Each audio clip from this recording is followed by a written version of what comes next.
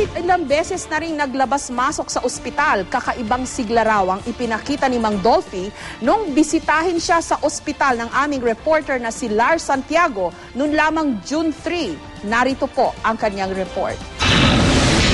Ito ang mga larawan namin ni Comedy King Dolphy nang huli ko siyang bisitahin nito lang June 3, ilang araw bago siya ipasok sa ospital. Masigla siya noon at tila ipinapakita pang maganda ang kanyang pakiramdam. Pagpasok ko pa lang sa kanyang silid, sinalubong na niya ako ng ngiti, sabay bati at pangungumusta. Ilang ulit niyang sinabi na ang tagal na naming magkasama at kinumusta pa niya ang ibang kasamahan kong hindi na niya nakikita. May mga punto pang inaawit niya ang ilang awiting sumikat noong dekada 80. Mahilig din kumain si Dolphy at kumain pa siya ng hapong iyon ng chicharong baboy. 3 araw pagkaraan kong bisitahin si Dolphy, ang anak naman niyang si Ronnie Quizon ang bumisita sa Comedy King. Dinalo ko siya and dinala ko ang patatim. Tapos, pero wala na siyang ganong appetite kasi hirap siya dumumi. Pagkatapos nilang mag-usap na mag-ama, ay nagpaalam na si Rolly at hindi raw niya makalimutan ang paalaman nilang iyon. Nagpaalam ako sa kanya. Sabihan ko siyang I love you, inunahan niya pa akong magsalita ng I love you. Yung pala yung last na pag-usap namin and yung huling sinabi niya sa akin I love you. Bagamat inihanda na ni Rolly ang kanyang loob, iba pa rin daw ang nararamdaman niya sa tuwing makikita niya ang amang si Dolphy sa ospital. Iba ang feeling kasi parang sa isang komedyante na isang miling magpatawa, parang mahirap makita yung father ko sa ganong sitwasyon.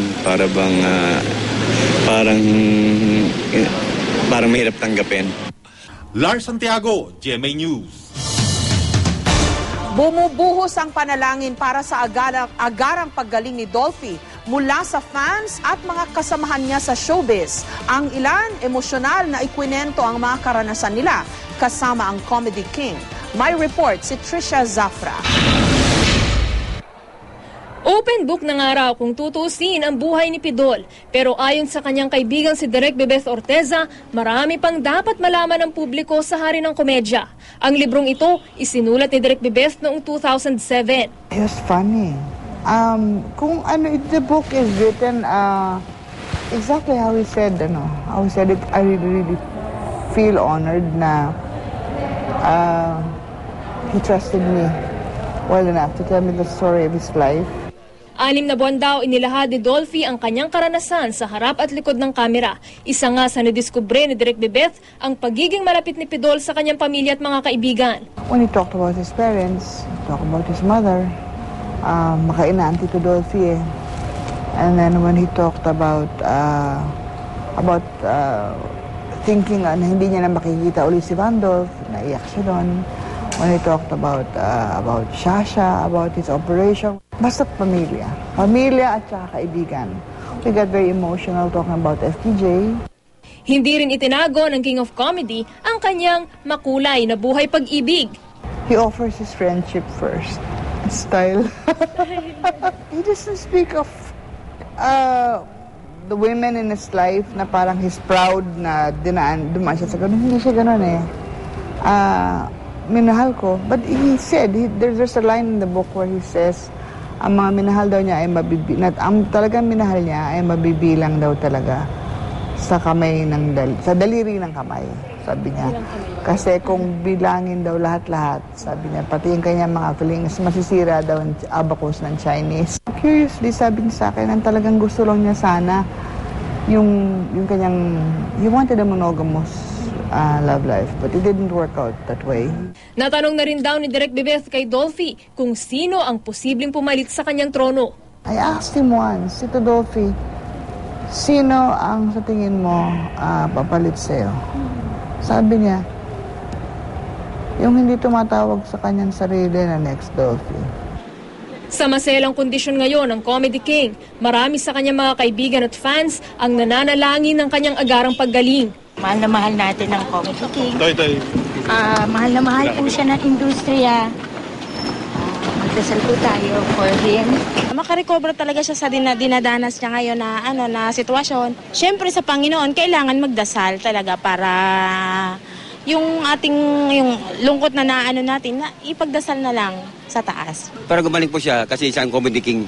Tatay na rin kung ituring si Mang Dolphy ng ilang artistang dati niyang nakasama sa TV sitcoms. Gaya ni Smokey Malaloto na isa sa mga gumanap na anak ng Comedy King sa sitcom na Home Along the Riles.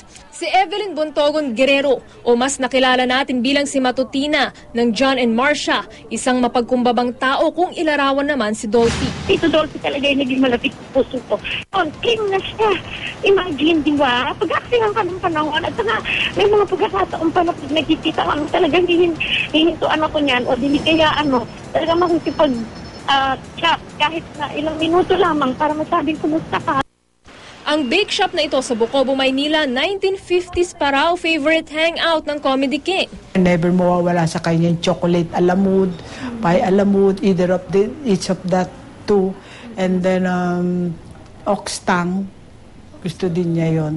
And then lamb chop, na sinabi niya sa akin the last time we saw each other na wag ko raw pabayan ng hison. Nagulat ako eh. Natouch ako doon.